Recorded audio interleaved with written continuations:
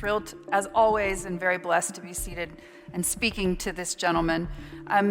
Your Royal Highness, the last time we spoke at the Munich Leaders Meeting in Al Ula, Saudi Arabia, it was just a few days before a ceasefire was declared in Gaza. We didn't know if we would get there. We have gotten there, but as yet, not much momentum in figuring out what comes next. Are you satisfied with where we are today in Gaza in terms of that ceasefire, and what are you hoping for? Bismillah ar-Rahman ar-Rahim. First of all, I want to thank Mr. Milken and his group for inviting me again. And it's nice to be back in the UAE, as always. I cannot help but be hopeful. Although, as you say, things are a bit slow, there is still bloodshed, and the prospects for further progress doubtful, but I think there is a worldwide resolution to go forward and to get to the end of the Trump initiative. You know, it's composed of 20 points. In a recent talk that I gave, I addressed Mr. Trump by asking him to go to number 21, which is recognizing a Palestinian state for himself and for the United States. We're not there yet. And I'm not sure that at the end of the 20 points that there will be that further 21st point to go forward. But who knows? Stranger things have happened in the past. Earlier today, we had a conversation with the GCC Secretary General about the safety of this part of the world, of the GCC specifically. We're not just talking about oil and gas infrastructure anymore. We're talking about major infrastructure hub, transportation hub. When we talk about the Red Sea or the Strait of Hormuz, the Gulf, the Arabian Gulf, we're talking about areas of major global commerce. How would you rate the safety and security of the Gulf Arab states today? Well, you know, remarkably, in the last few years particularly, in spite of what has been going around, whether in Palestine or in Sudan or Yemen or other places, the GCC have prospered and have maintained a safety record, I think, which is exemplary, not only for infrastructure, but also for the lives and livelihoods of the people who live here and the people who work here. And that's why, as I see many of the surveys of who or where do you want to go work for people from outside the GCC, there is a tremendous influx of people who want to come and work in the GCC. So that is the best sign that people feel safe here. Mm-hmm. Tell me this, and this is obviously part of a larger conversation when we talk about U.S. influence in this part of the world, beyond security. In your mind, are we going to see GCC countries really beginning to secure themselves in a way perhaps we haven't seen in the past?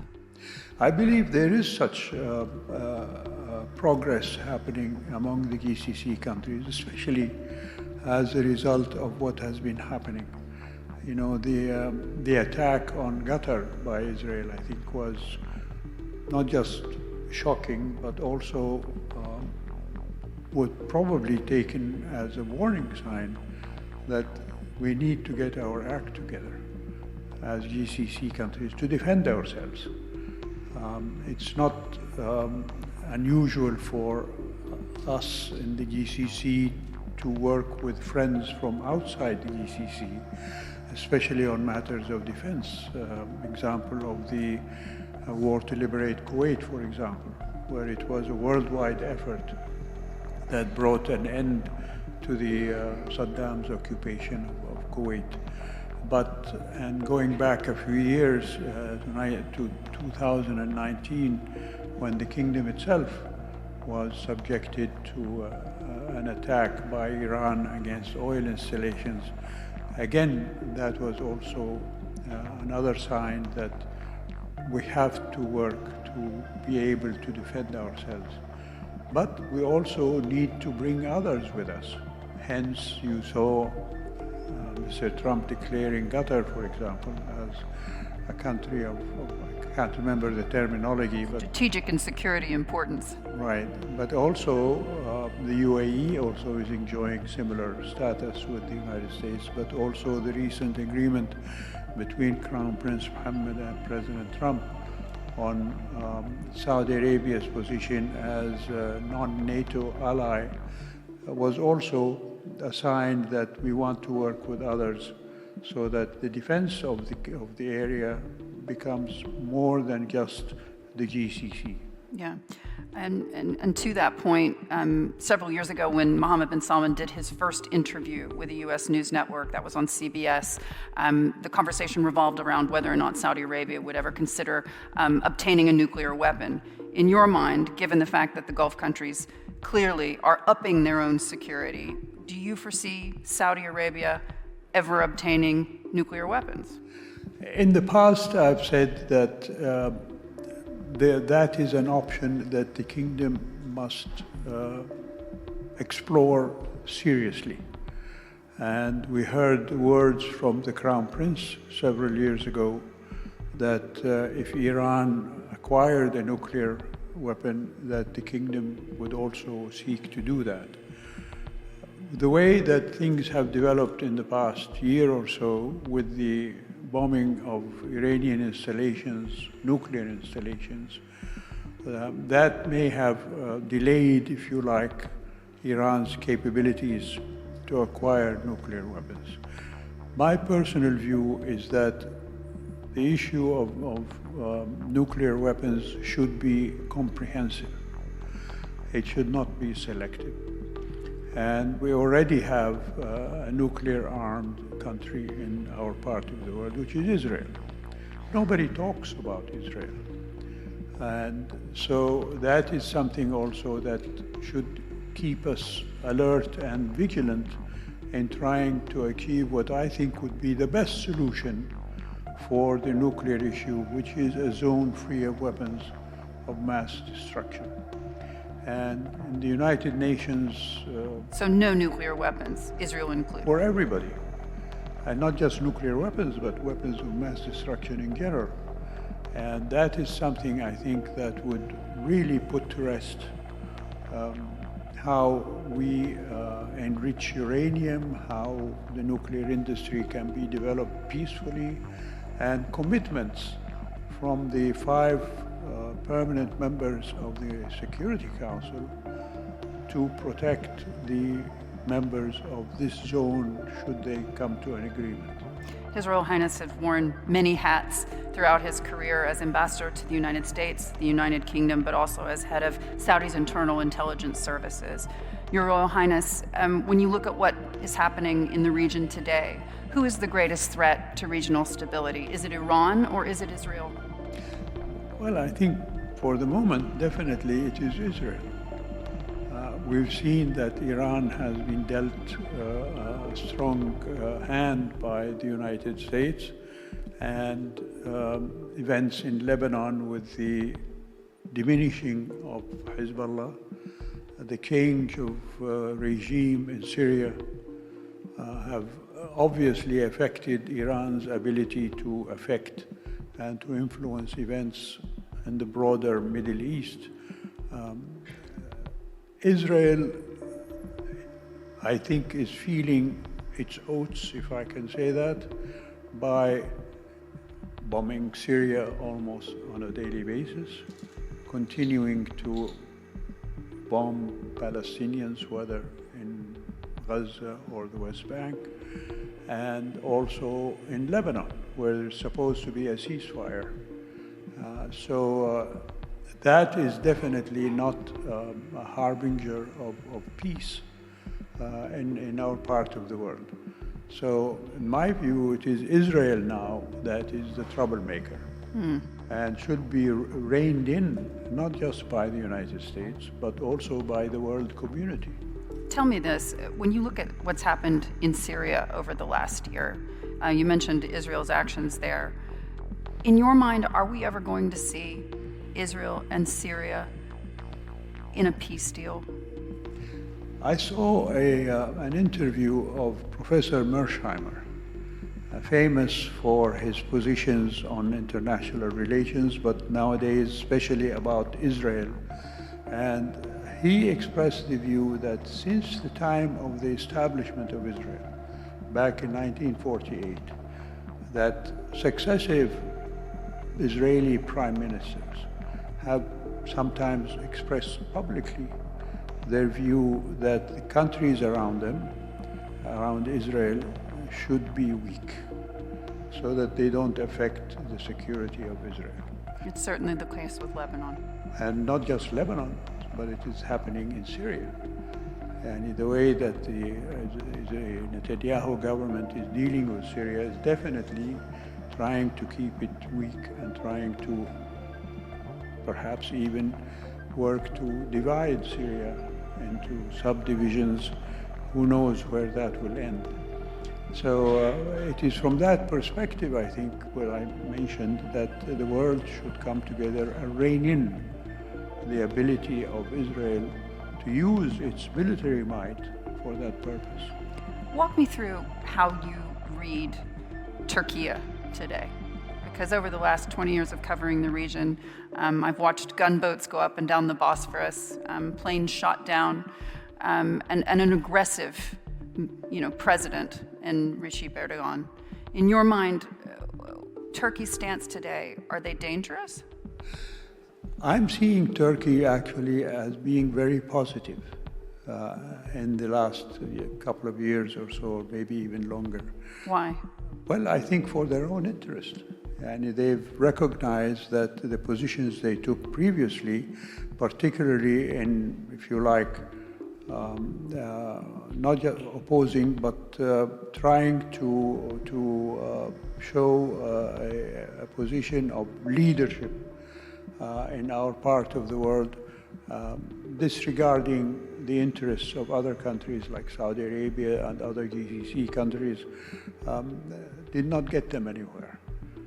Now I think the fact that they are working with the GCC countries, and particularly with Saudi Arabia, they're becoming very constructive.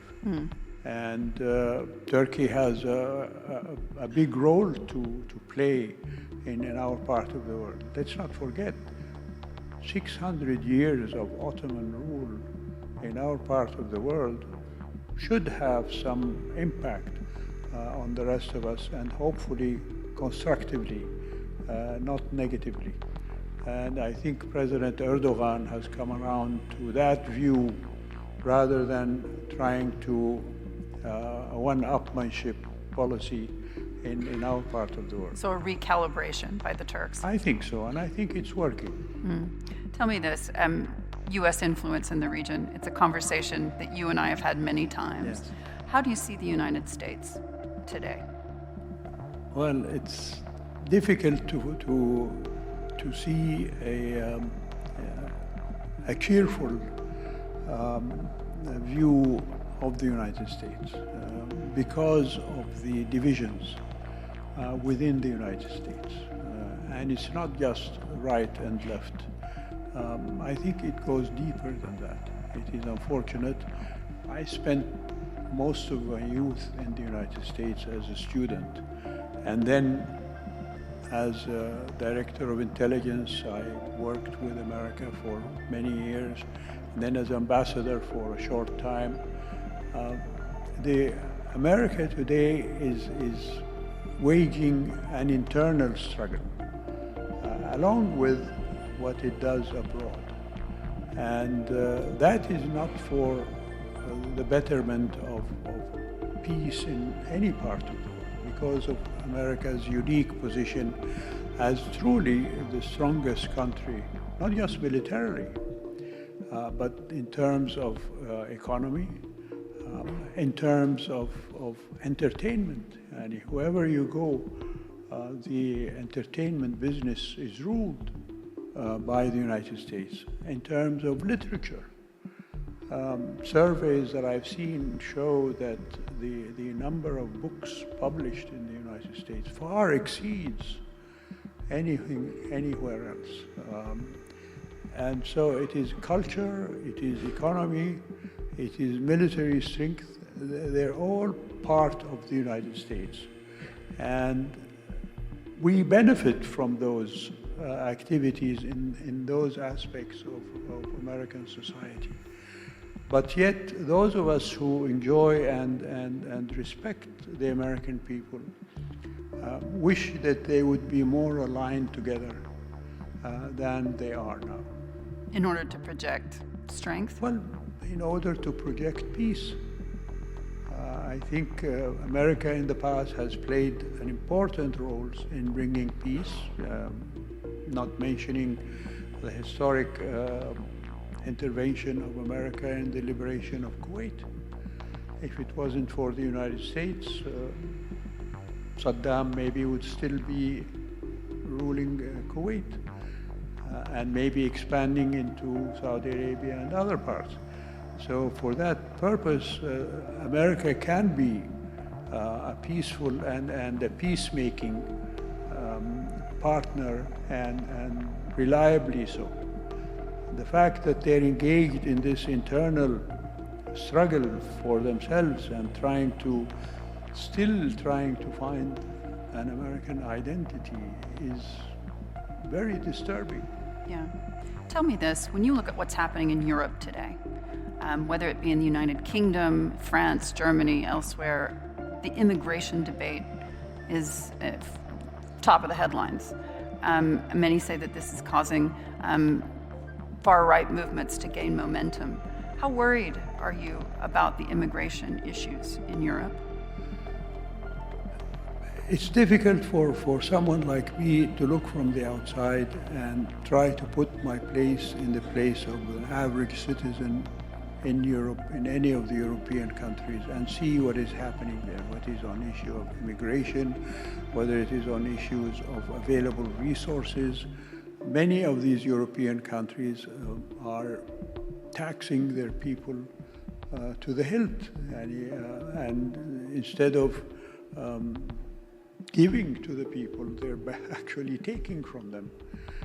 It's true that they provide services in return, but if you look at the media in Europe and in the United Kingdom, their input into servicing and serving their people is much criticized by their own media as being lacking in efficiency, lacking in effectiveness, and perhaps even afflicted with corruption, whether bureaucratic or commercial or financial.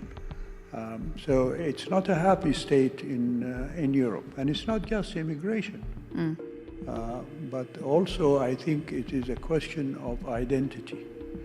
And like what is happening in America, trying to find an identity for themselves, well, good luck.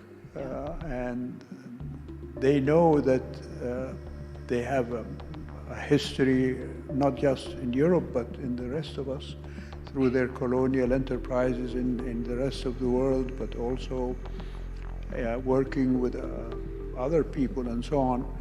And I just hope that that affliction that they have with themselves will not prevent them from being positive actors.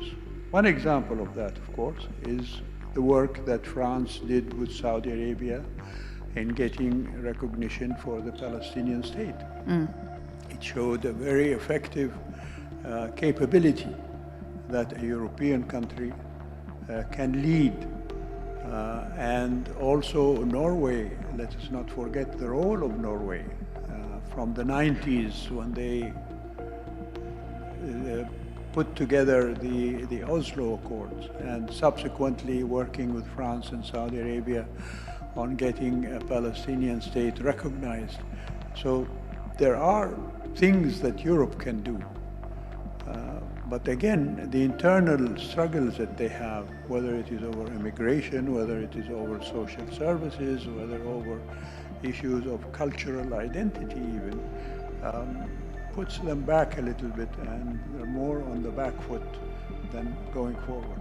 Does it worry you that Muslims will be unfairly targeted? It's not just Muslims who are targeted. And we've seen surveys throughout Europe. Jews are being targeted in Europe.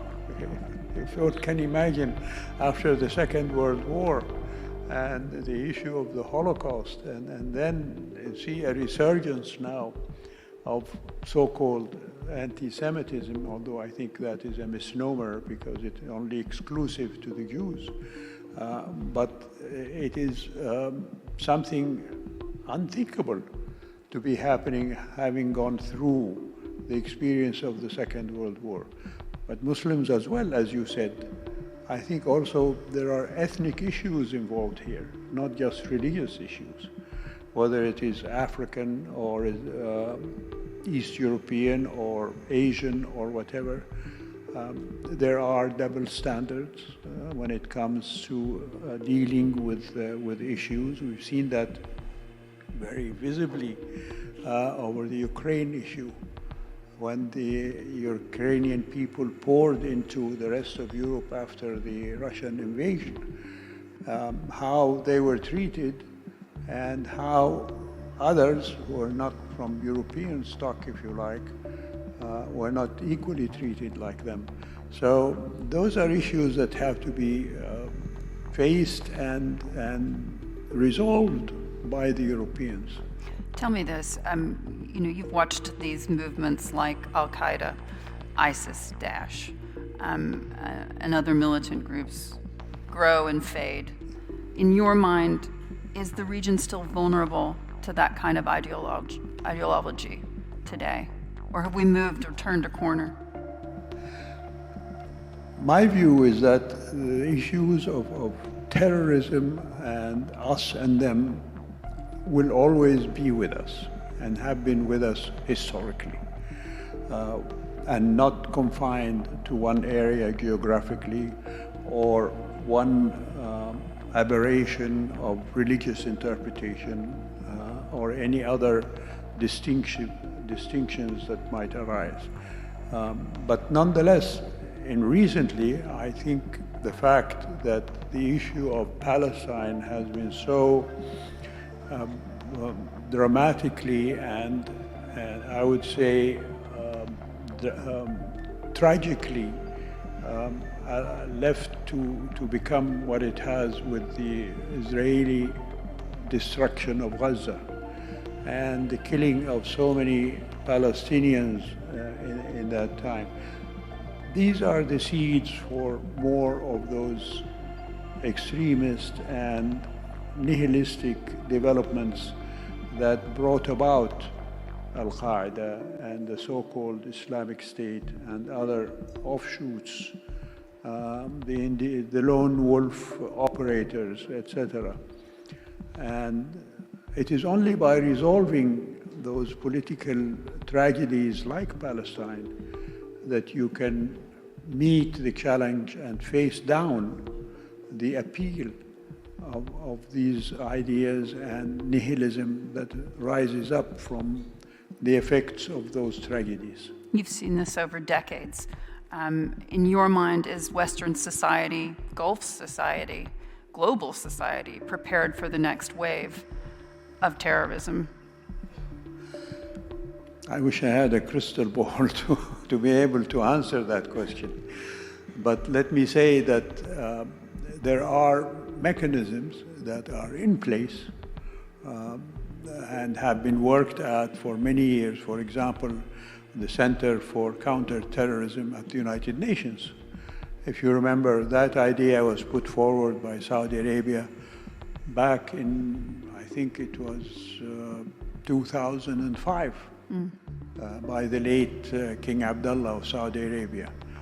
It only came about after persistent follow-through, not just with the kingdom, but other countries as well, in 2015. So it took 10 years to bring about the establishment of a mechanism where intelligence sharing and training for counterterrorism and so on can be available, especially to countries that don't have the necessary means, either human or technical or mechanical, to meet those challenges.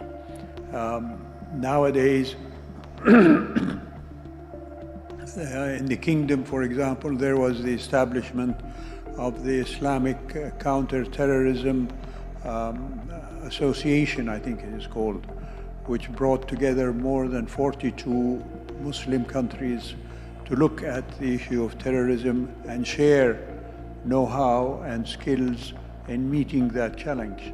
So from that perspective, I think on those two organizations can do much, but similar things should be available to Latin America, to Africa, to parts of Asia, that people who can share together with their neighbors and their fellow human beings the means to address the issue of extremism, whether it is coming from religious thought or from ethnic divisions or from any other sources, economic scarcity, etc. Before I let you go, one of the sort of tragic instances of decisive action is the fact that the Taliban ruling Afghanistan today, it's one of the least corrupt countries in the world. It's safer, if you look at just the amount of terror attacks in that country, than it has been in decades, as is Pakistan, its neighbor. In your mind, how do you square that when you have an extremist government that arguably is creating a situation where, at least in one part of our region, it's safer than it's ever been? It's another tragedy.